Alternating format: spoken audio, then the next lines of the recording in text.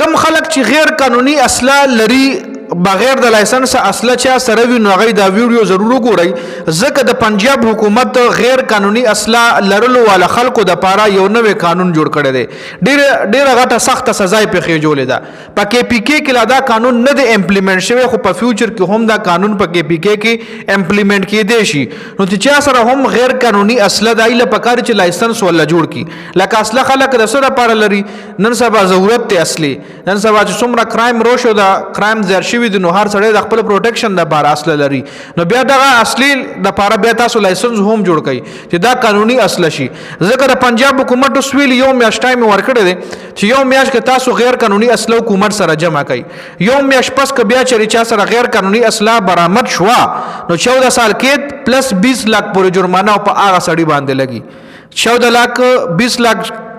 روپۍ جرمانه او 14 سال کې سزا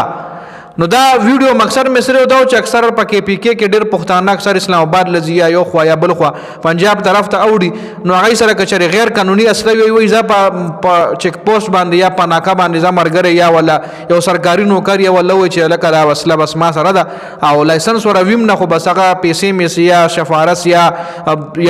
یاري دوستی په وجه باندې بچ شي خو اوس کچره دستا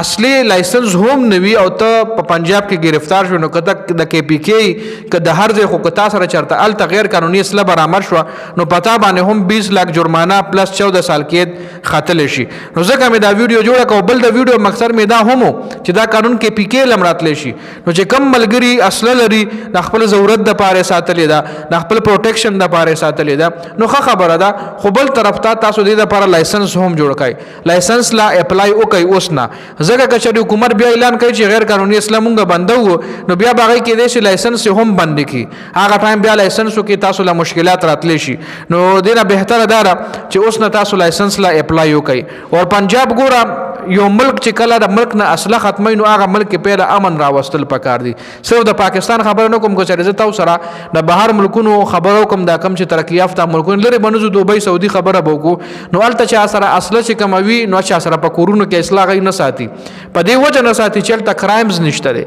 الته امن